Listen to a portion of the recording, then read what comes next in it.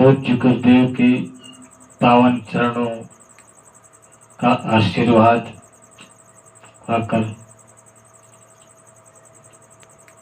कुछ निवेदन है जो प्रस्तुत है।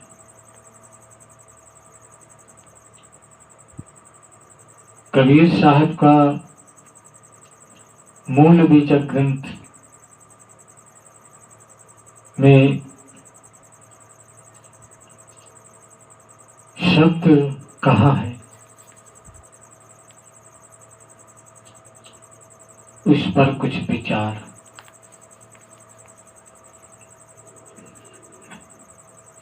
शब्द का संतो घर में झगड़ा भारी, संतो घर में झगड़ा भारी, रात दिवस मिले उठ उठ लागे, पांच ढोता एक नारी, संतो घर में झगड़ा भारी, संतो घर में झगड़ा भारी। न्यारो न्यारो भोजन चाहे, न्यारो न्यारो भोजन चाहे, पांचों अधिक स्वादी, संतो पांचों अधिक स्वादी, संतो घर में झगड़ा भारी, वो झगड़ा भारी। कोई काहू का हटा न माने, कोई काहू का हटा न माने, आप ही आप मुरादी, संतो आप ही आप मुरादी, संतो घर में झगड़ा भारी, संतो घर में झगड़ा भारी। दुर्मत के दुहागिन मेटे, दुर्मत के दुहागिन मेटे, ढोटे ढोट चप ढोटे चाप चपेरे, दुर्मत के दुहागिन मेटे, ढोटे चाप चपेरे, संतो ढोटे चाप चपेरे, ये संतो घर में झगड़ा भारी, ये संतो घर में झगड़ा भारी। काहे कबीर सोए जन मेरा, काहे कबीर सोए जन मेरा, जो घर की रारी निवारे, संतो जो घर की रारी निवारे, संतो घर में झगड़ा भारी। रात दिवस मिले उठ उठ लागे, रात दिवस मिले उठ उठ लागे, पांच ढोता एक नारी, संतो घर में झगड़ा भारी, हे संतो घर में झगड़ा भारी।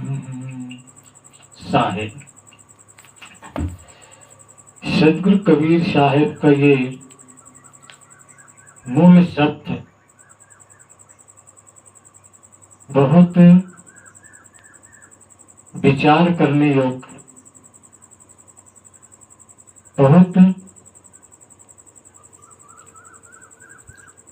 मूल है जीवन की पहचान के लिए। एक पिता का घर हो,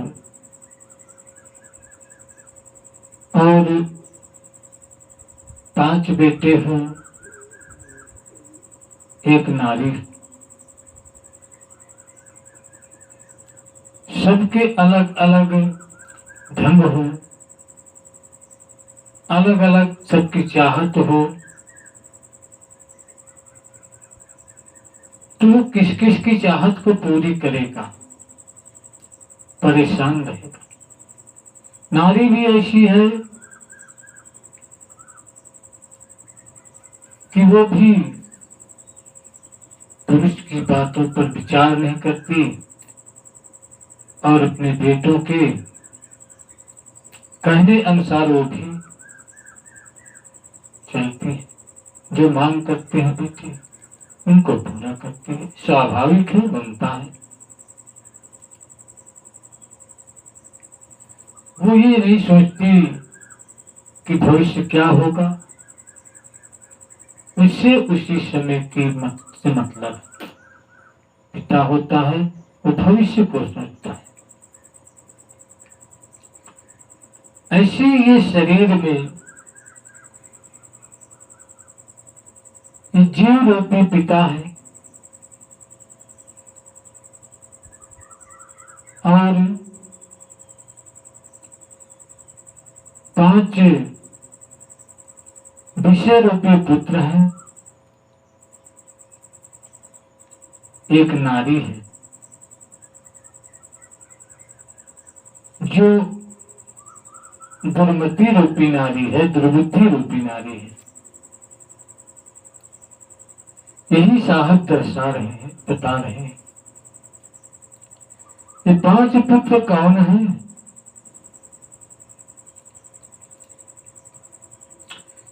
शब्द, स्पर्श, रूप, रस और गंध,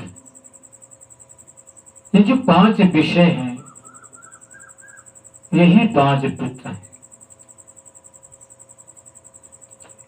और जो दुर्बुद्धि रूपी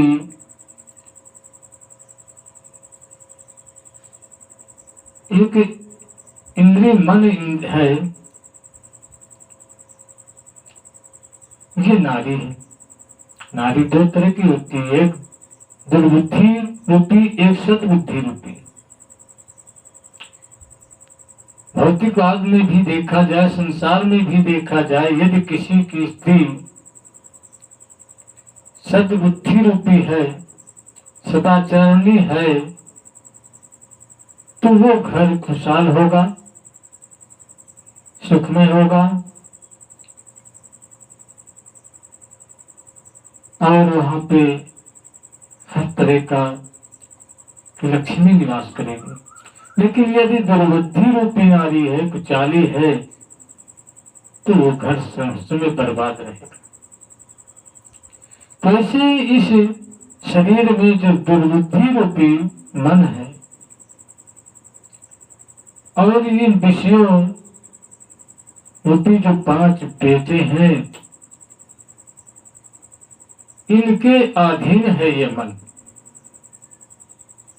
ये जो चाहते हैं वही ये मन करता है। तो इसकी क्या दशा होगी? जीव रूपी जो पिता है वो इन विषय रूपी बेटों को समझाना चाहता है, लेकिन ये नहीं मानते। दुर्बुद्धि रूपी नारी से ये मांग करते हैं। क्या मांग करते हैं? कहते न्यारो न्यारो भोजन चाहे, 5 अधिक सौ। सबके भोजन अलग अलग हैं, अपने अपने भोजन की सब मांग करते हैं। 5 इतने ज्यादा स्वादी हैं कि दूसरे के भोजन को पसंद ही नहीं करते। इन 5 का भोजन क्या है?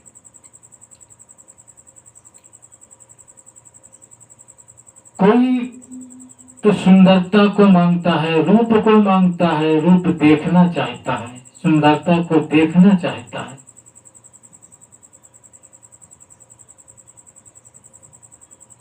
ये है आंख का काम। जो सुंदरता को देखना चाहता है उसके लिए वही सुंदर रूप चाहिए, दूसरी चीज नहीं चाहिए। दूसरा है वो रस चाहता है, स्वाद चाहता है, रूप नहीं चाहता, स्वाद चाहता है, उसको स्वाद ही चाहिए।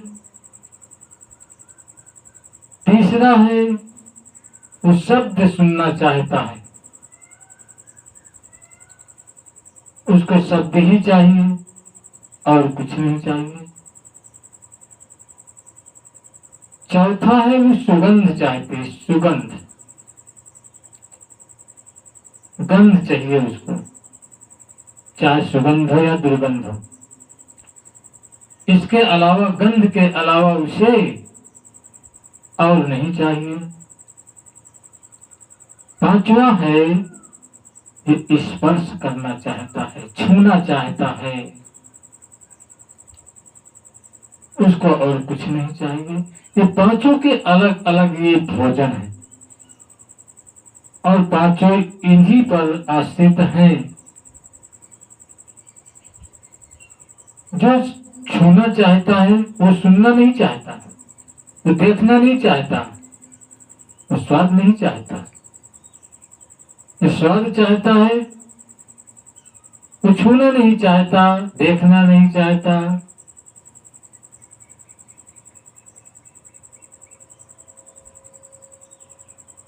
बोलना नहीं चाहता। इससे पांचों के अलग अलग भोजन हैं, अपने अपने ही भोजन के वो आश्रित हैं और अपने अपने ही भोजन की मांग करते हैं। अब ये जीव रूपी पिता इनके भोजनों के लिए परेशान है, परेशान रहता जीवन भर, क्योंकि मन इन विषयों के अधीन है। यदि सद्बुद्धि रूपी नारी होती तो यह मन विषयों के अधीन न होता, विषय इनके अधीन होते। लेकिन ये दुर्बुद्धि रूपी है तो ये इन विषयों के अधीन है, पांचों के अधीन है। ये जो कुछ मांग करते हैं वो मन जीव को उसी के लिए प्रेरित करता है कि इनको ये चाहिए। जीव वशीभूत मन के उधर ही चल देता है, कहने पर चल देता है। परिणाम क्या होता है कि परेशान होता है, जीवन भर परेशान रहता है, सबकी इच्छाओं की पूर्ति में ही परेशान रहता है। इस तरह ये पांच पुत्र हर मनुष्य के अंदर हैं और हर मनुष्य इसी तरह परेशानी में है। लेकिन जिसने मन रूपी इस दुर्बुद्धि रूपी नारी को अपने वश में कर लिया है, उसको वो विषय रूपी पुत्रों को भी समझा लेता है, उनको भी दबा लेता है, रोक लेता है। जिन्होंने नहीं कर पाए, अपनी नारी को वश में नहीं किया, अपनी नारी के वशीभूत है, वो कभी नहीं समझा सकता और परेशानी रहता है। कोई काहू का हटा न माने, आप ही आप मुराद। कोई किसी का कहना नहीं मानता, ये पांचों पुत्र किसी के कहने पे नहीं है। जो शब्द सुनना चाहता है वो कान है, रूप देखना चाहता है वो आंख है, स्वाद चाहती तो जिह्वा है, इस पर चाहते हाथ है, गंध चाहती है तो नाक है। नाक गंध ही मांगती है, शब्द नहीं मांगती, शब्द नहीं सुन पाएगी।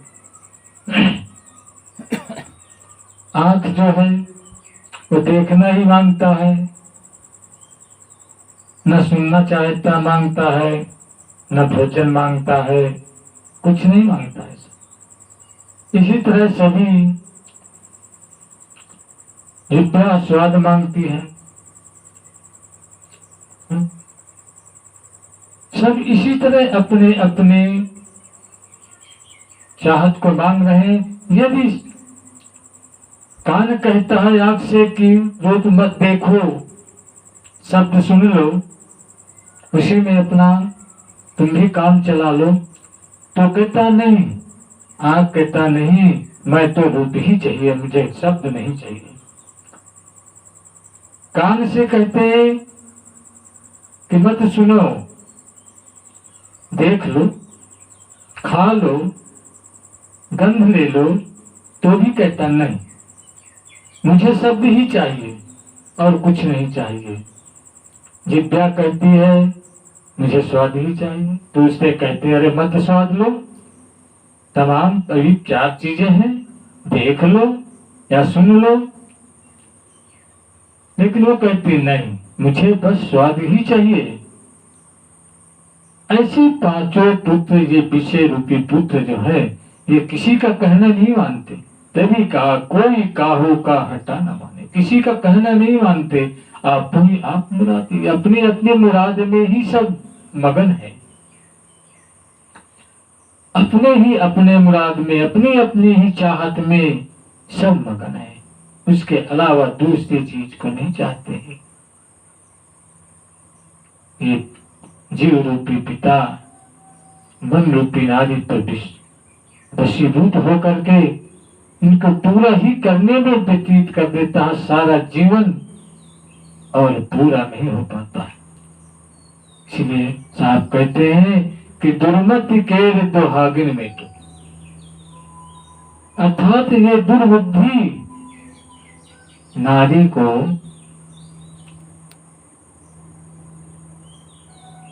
इसको मार दो। अर्थात ये जो मन है, जो मन गलत करवाना चाहता है, उस मन को मार दो, वो मन अपने बस में कर लो। और जो विषय रूपी बेटे हैं, दो कहीं चाप चपेरे, इनके मार चपट लगाकर, रहपट मार करके इनको बैठा दो, इनके चपट लगा दो और बैठा दो, शांत हो जाए।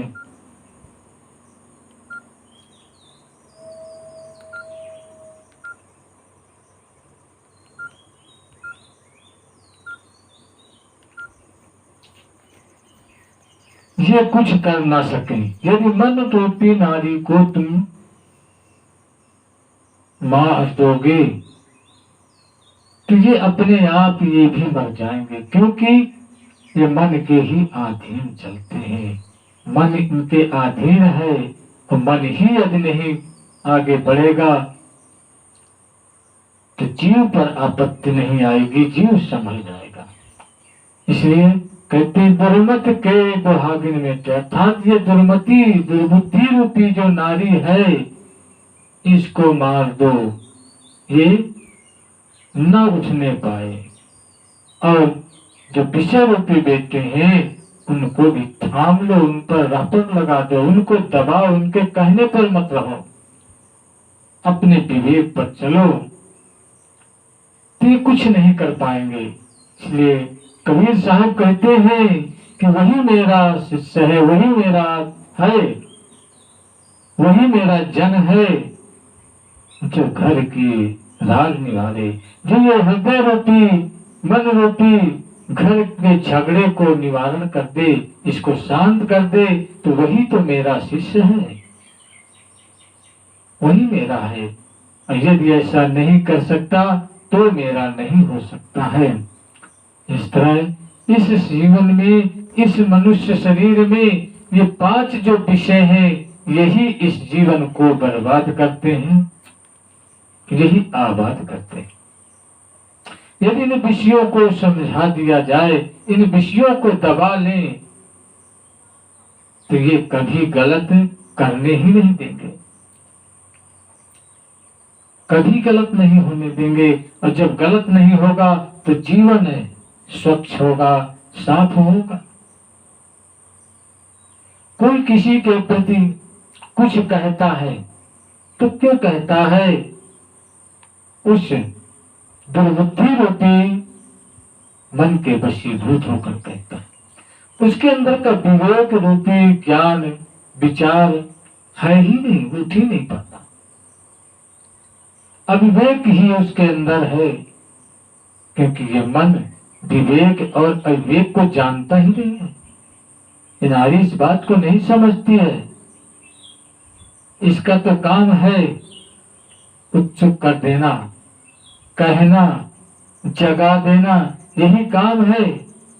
लेकिन किस लिए जगा रही है, क्या करने के लिए कह रहा है ये मन, इस पर विचार करना अपना स्वयं जीव का काम है। जीव इस पर विचार नहीं करता है, मन के कहने पर चल देता है, तो धोखा भी खाता है।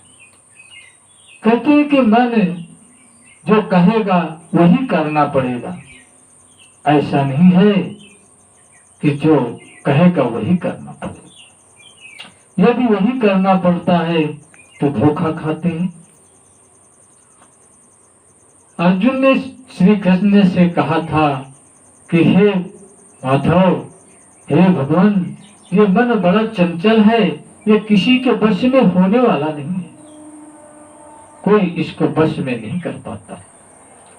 श्री कृष्ण ने कहा था कि अर्जुन, बार बार अभ्यास करने से मन वशीभूत हो जाता है। और सबसे बड़ा इस मन के प्रति सचेत रहना, ये क्या करवाना चाहता है इसके प्रति होशियार रहना, यही तो सबसे बड़ी बुद्धिमत्ता है, ज्ञान है। मन को वशीभूत किया जा सकता है और करते ही लोग। ऐसा नहीं है कि नहीं करते हैं, सब करते हैं। मन किसी काम के लिए कहता है कि ये काम करो, लेकिन यदि तुम सोचते हो कि इस काम को हम करेंगे तो हमारे ऊपर दंड होगा, हम मारे जाएंगे, पीटे जाएंगे, हम मार दिए जाएंगे, उस जगह वो मन फिर तुम्हारा कुछ नहीं कर पाता है और तुम उसके बस से बाहर हो जाते। तो कैसे मन वशीभूत नहीं होता है? शायद ने कहा है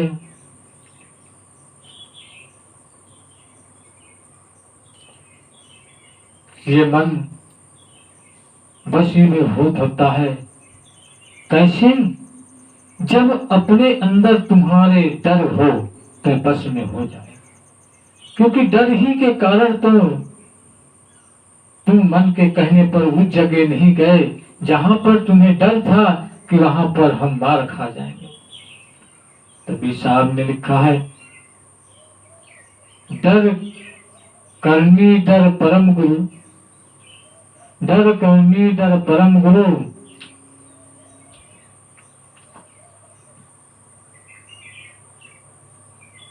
डर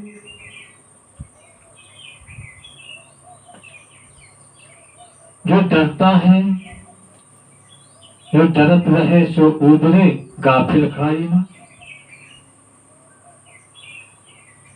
डर करनी डर परम गुरु, डर है भूलना। कहने का मतलब है कि डर ही तुम्हारा गुरु है।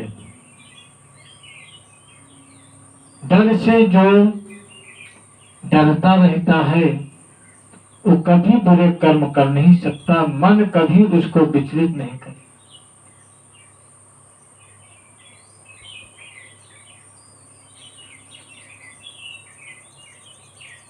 इसलिए डर ही एक ऐसा मंत्र है जो मन को वश में कर सकता है, कर लेता है। और डर नहीं है तो मन अपने वश में रखेगा, तुम्हें उसके वशीभूत होना पड़ेगा।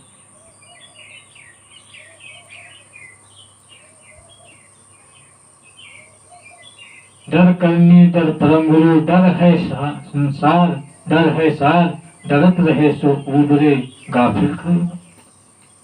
जो डरता है वो उठ जाता है, और जो डरता नहीं है वो मार खाता है, चोट खाता है। किसी सुंदर नारी पर मन तुम्हें विचलित कर दे, उसकी तरफ तुम्हें दौड़ाना चाहे, तो तुम दौड़ोगे नहीं, जाओगे, क्योंकि तुम्हें वहां पर डर है कि अगर हम ऐसा करते हैं तो हम मार खा जाएंगे। बस वहीं पर मन बस में हो गया और तुम उस दुर्बुद्धि नारी मन के चलने से न गए तो बच गए। इसलिए हर मनुष्य को चाहिए कि अपने अंदर की इस दुर्बुद्धि रूपी मन रूपी नारी को संभाल के रखे, इसको अपने कब्जे में करके रखे, तो कभी वो धोखा नहीं खा सकता। विषयों के चक्कर में मत पड़े, विषय क्या कहते हैं उस पर विचार करें और विचार करके ही उस विषय को अपनाएं। देखना है, आंख का काम है, विषय है, वो देखेगा, लेकिन क्या देखना है ये तुम्हारा काम है। तुम्हें सोचना है कि क्या देखना चाहिए। सुनना है, वो कान का काम है, सुनेगा, कुछ नहीं करेगा, लेकिन क्या सुनना चाहिए ये तुम्हारा विषय है। तुम इसको सोचो, हमें क्या सुनना, क्योंकि ये तो सब यंत्र है हमारे, हम इन्हीं के द्वारा सुनते हैं, इन्हीं यंत्रों के द्वारा देखते हैं और इन्हीं यंत्रों के द्वारा हम अपने को स्वाद लेते हैं, इन्हीं यंत्रों के द्वारा हम गंध और सुगंध ग्रहण करते हैं, कठोरता और मुलायमता को पहचानते हैं। तो ये हमको विचार करना, हमें सोचना है। मन कहे कि गंध ले लो, तो गंध में एक दुर्गंध होती है, एक सुगंध होती है। मन कहता है दुर्गंध लो, दुर्गंध तुम्हें पसंद नहीं है तो दुर्गंध क्यों लो, सुगंध लो। तुम विचार करो।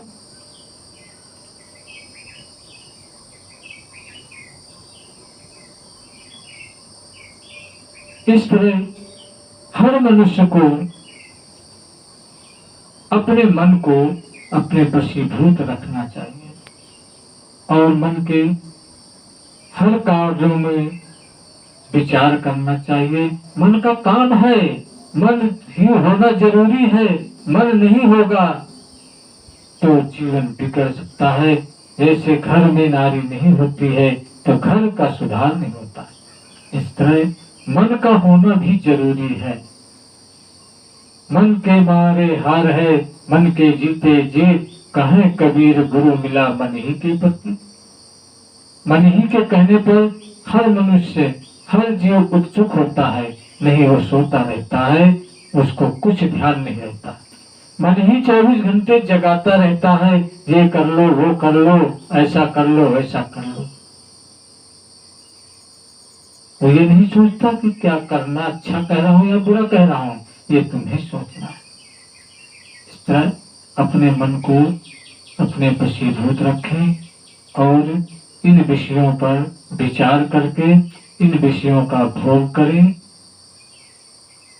क्या हमें हमारे लिए लाभदायक है। विषय कहते हैं अभक्ष्य खाओ, गंदा खाओ, तो गंदा मत खाएं। इस पर विचार करके जो खाने योग्य है तुम्हारा वो भोजन करें।